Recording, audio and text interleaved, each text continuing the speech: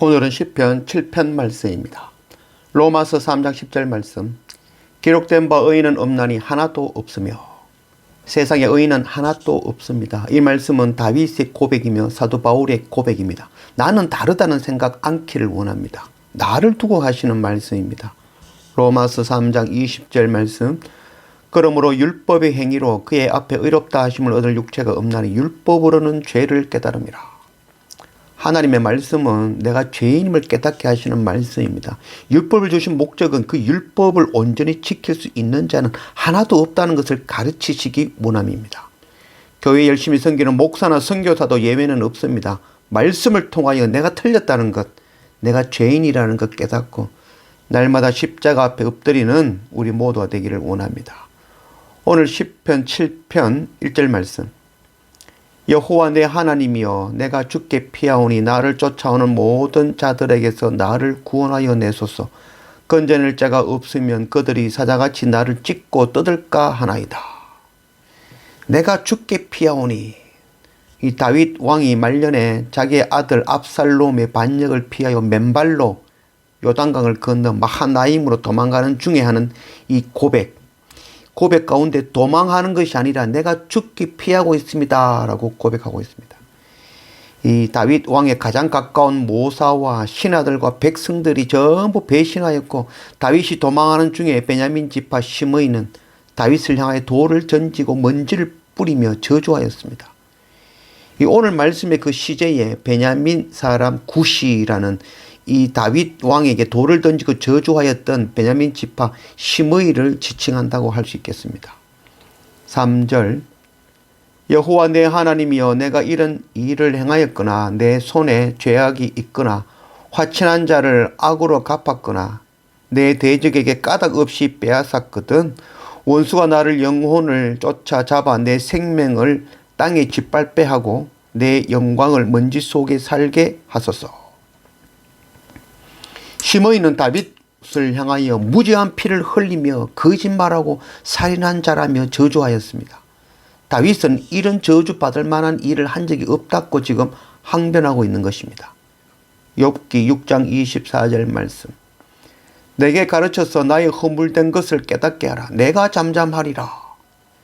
이 대만 사람 엘리바스가 욥이 당하는 고난은 너 죄 때문이라며 욥을 추궁하였고 욥은 자신이 죄가 없다며 항변하고 내가 정말 죄가 있다면 좀 찾아달라고 부탁하였죠. 오늘 다윗의 고백이 곧 욥의 고백과 같습니다. 세상에 의인은 없나니 하나도 없습니다. 다윗 왕이 스스로 의롭다 하는 것이 이 바리새인이 스스로 의롭다 하다가 책망당하는 모습과 똑같다 할 수 있겠습니다. 다윗은 왕으로 하나님의 백성들을 지키고 보호하기로 계약한 왕이지만 자기네 충신 우리아의 아내 밧세바를 강간하였고 그 우리아를 살인교사하였습니다. 나라를 위해 목숨 걸고 전장에서 싸우는 충신을 악으로 갚은 것입니다.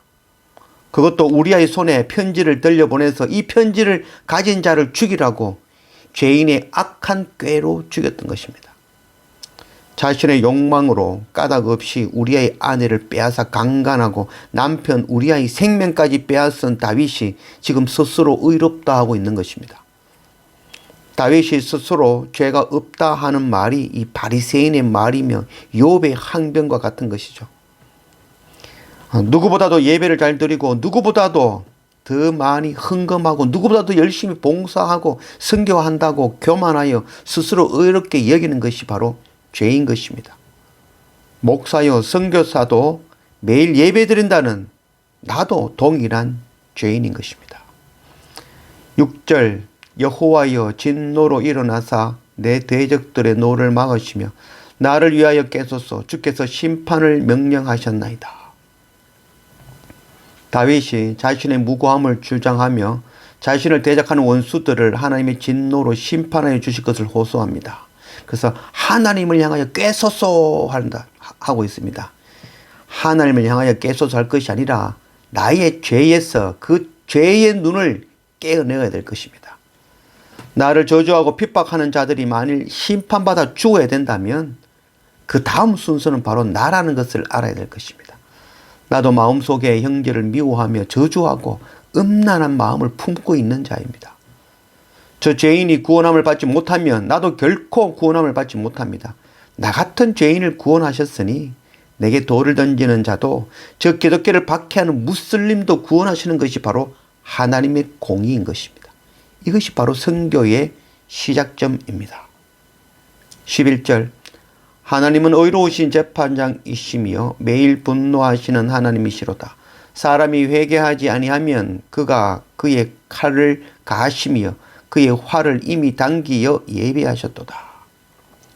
이 다윗은 하나님께서 진노하시는 분이시며 죄에 대하여 참고 인내하시다가 폭발하여 칼로 치시고 활로 쏘시는 분이라고 말씀하고 있습니다. 사무엘하 12장 9절 말씀. 그러한데 어찌하여 네가 여호와의 말씀을 업신여기고 나 보기에 악을 행하였느냐. 네가 칼로 햇사람 우리아를 치되 암몬 사람의 칼로 죽이고 그의 아내를 빼앗아 네 아내로 삼았도다. 이제 네가 나를 업신여기고 햇사람 우리아의 아내를 빼앗아 네 아내로 삼았은즉 칼이 네 집에서 영원토록 떠나지 아니하리라 하셨고 여호와께서 또 이와 같이 이르시기를 보라 내가 너와 네 집에 재앙을 일으키고 내가 네 눈앞에서 네 아내를 빼앗아 네 이웃들에게 주리니 그 사람들이 네 아내들과 더불어 백주에 동침하리라. 다윗 왕의 삶은 끊임없는 전쟁과 피해 연속이었습니다.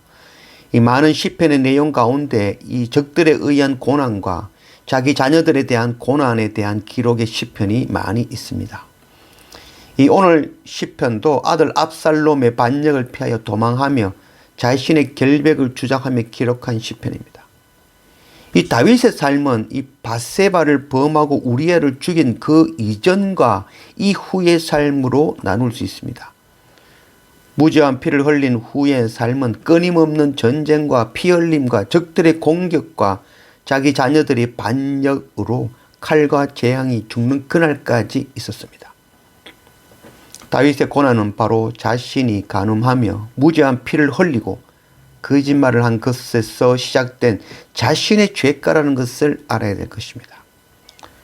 우리의 보는 눈과 듣는 귀가 열리는 은혜를 구합니다. 우리 속에 있는 동일한 죄에 대하여 말씀하고 있는 것입니다. 형제를 미워함으로 살인하고 음란한 마음을 품고 무죄한 피를 흘리는 악한 나의 죄를 다루고 계신 것입니다. 날마다 말씀과 예배를 통하여 내가 죄인 중에 괴수임을 깨닫고 율법의 법이 아니라 십자가 예수 그리스도 생명의 복음의 법 앞에 날마다 엎드리는 우리 모두가 되기를 원합니다. 이런 죄에서 나를 구원하신 하나님, 나를 향해 돌을 던지는 저들도 구원하시는 것이 바로 하나님의 공의입니다.